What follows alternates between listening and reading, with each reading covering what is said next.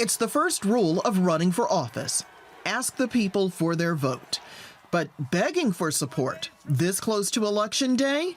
That might be a sign of desperation. Suburban women, will you please like me?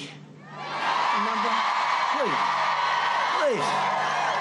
I saved your damn neighborhood, okay? Donald Trump's campaign is faced with a problem.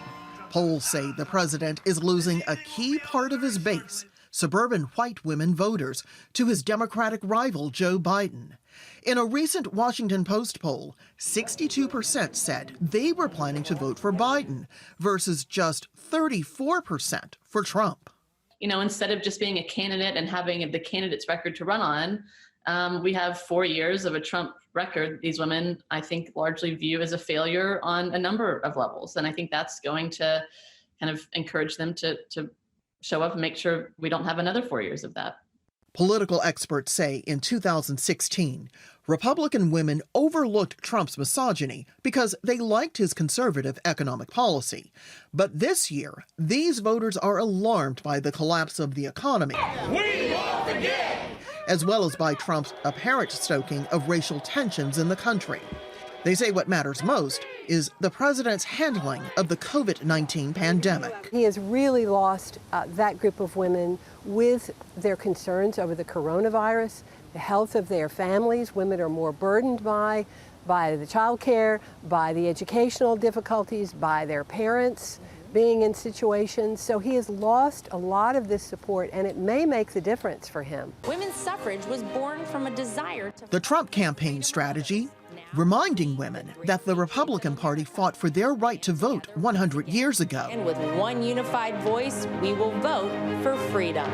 Joe Biden said he's absolutely... And resurrecting the party's racially inflammatory law and order message of the 1970s and 1980s. I'm sorry that there is no one here to answer your emergency call. If you elected this guy, the suburbs would be overwhelmed with violence and crime. Meantime, Biden supporters see their chance to win over Republican women. We want you to grow up proud and strong in an America that believes in you. And to a return to civil political discourse. They'd fight like hell on the floor, and then they'd go eat lunch together because they always put their friendship and their country first. The party that's going to win over these moderate voters and these suburban women voters is the party that's able to prove that it's really going to unify the country and help us heal after all the trauma that we've been dealing with for the past 4 years. The suburban housewife line is getting Donald Trump applause. You know what women want more than anything else? They want safety, security, and they want to be able to have their houses and leave me alone, right? Whether that applause translates into votes for the president won't be known until Election Day. Rosalind Jordan, Al Jazeera, Washington.